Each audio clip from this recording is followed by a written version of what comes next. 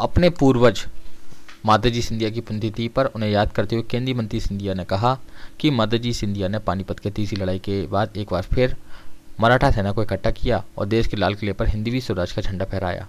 छत्रपति शिवाजी महाराज के सपनों को पूरा करने में माताजी सिंधिया ने बेहद महत्वपूर्ण भूमिका निभाई है।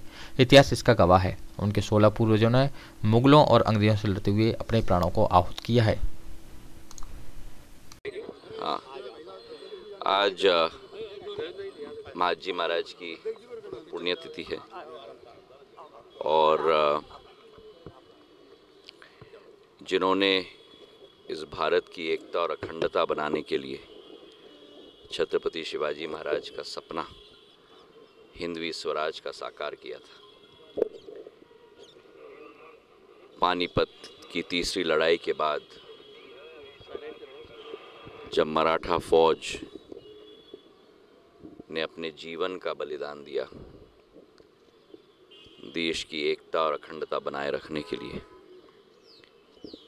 मेरे परिवार के 16 पूर्वज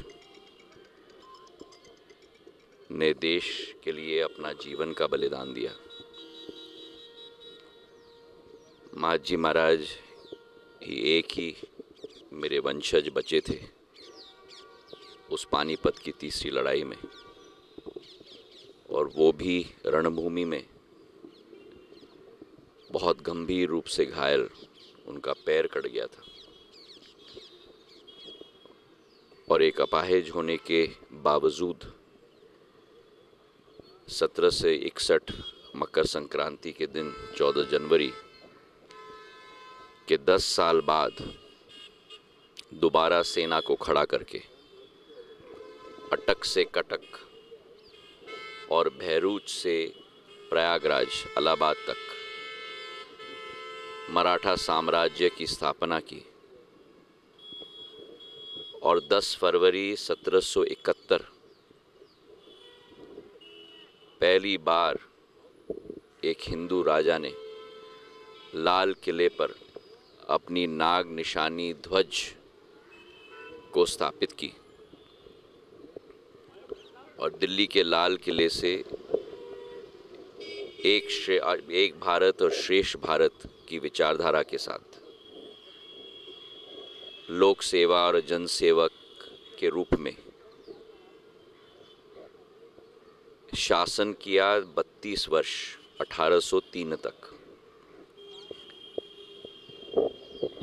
उनकी सोच और विचारधारा थी कि आक्रमणकारियों को भारत के बाहर ही रोकना होगा,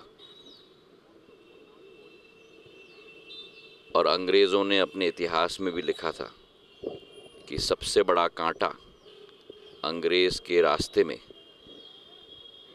महाजी शिंदे हैं, अगर उनको हटा दिया तो हिंद का रास्ता साफ होगा। मेरे पूर्वज ने